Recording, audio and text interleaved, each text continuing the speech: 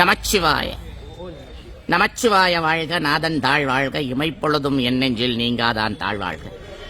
பல பேருக்கு தெரியாத பழனியிலே இருக்கின்ற அற்புதமான ஒரு திவ்யமான சேத்திரம், மும்மூர்த்திகளுடைய சக்திகளினாலே முருகப்பெருமானுடைய சாந்தம் தணிந்த இடம்.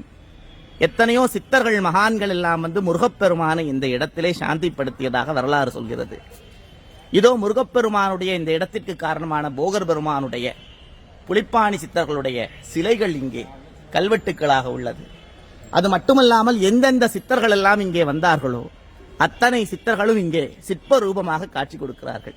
முருகப்பெருமானை இந்த இடத்திலே வந்து பேசியவர்கள் பதஞ்சலி முனிவராகட்டும், கோரக்கராகட்டும், கொங்கணவராகட்டும், எத்தனையோ சித்த மகான்கள் ருஷிகள் எல்லாமே வழிபட்ட அற்புதமான இந்த பிரம்ம தீர்த்தம் என்கிற தீர்த்தத்துக்கு இன்றைய தினம் என் அன்புக்குரிய சட்டி சுவாமிகளுடைய ஆசிரமத்தினுடைய பராமரித்து வருகின்ற ரவி சுவாமிகள் ஐயா அவர்களும் எப்போது பழனி வந்தாலும் எங்களுக்கு எல்லா தரிசனங்கள் எல்லா ஒழுங்குகளையும் செய்து தருகின்ற அன்புக்குரிய எங்களுடைய சித்தர்களின் குரலுடைய அன்பர் ஒருவரான வரதராஜன் ஐயா அவர்களும் இன்றைய தினங்களை அழைத்து வந்திருக்கிறார்.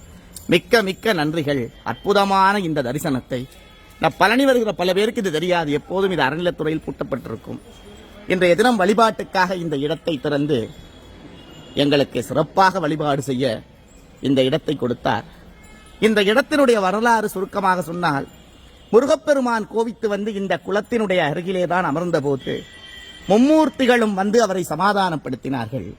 அது மட்டுமல்லாமல் இந்த இடத்தில் தான் எல்லா சித்தர்களும் அவருடன் தொடர்புடைய அவருடைய சீடர்கள் எல்லாரும் வந்து முருகப்பெருமானை சாந்தப்படுத்தி அவரை இந்த இடத்திலே அமரச் செய்தார்கள், இந்த பழனியிலே என்று வரலாறு உண்டு.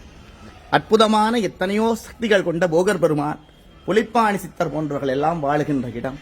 மும்மூர்த்திகளான மகாவிஷ்ணு, நடுவிலே பிரம்ம ஈஸ்வரர், அடுத்ததாக பிரம்மா என்று சொல்லப்படுகின்ற மும்மூர்த்திகளும் வாசம் செய்கின்ற அற்புதமான ஒரு சேத்திரம்.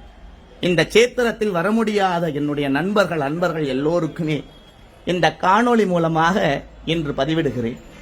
காப்பான கருவூரார் போகநாதர், கருணையுள்ள அகத்தீச சட்டைநாதர், மூப்பான கொங்கணரும் பிரம்மச்சித்தர், முக்கியமாய் மச்சமுனி நந்திதேவர், கோப்பான கோரக்கர் பதஞ்சலியார், கூர்மையுள்ள இடைக்காடர் சண்டிகேசர், வாப்பான வாதத்திற்காரியான வாசமுனி கமலமுனி காப்புத்தானே என்று 18 சித்தர்களும் இந்த இடத்திலே அருளாக இருந்து எல்லா அன்பர்களுக்கும் அருள் மழை பொழியட்டும், நாடு செழிக்கட்டும், விவசாயம் செழிக்கட்டும், நல்லாட்சி மலரட்டும், எல்லா அன்பர்களுக்கும் நோயற்ற வாழ்வு, குறைவற்ற செல்வம், நீண்ட ஆயுள், ஆரோக்கியம் அனைத்தும் கிடைத்து நலமாக வாழ்க்கை கிடைக்கட்டும்.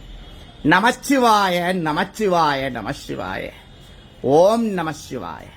பிரம்ம தீர்த்தத்தில் இருக்கின்ற மும்மூர்த்திகள் சகிதமாக சூட்சமாக இருக்கின்ற 18 சித்தர்களுடைய பாதங்கள், முருகப்பெருமானுடைய சக்தி எல்லாமே எல்லா மக்களுக்கும் கிடைக்கட்டும்.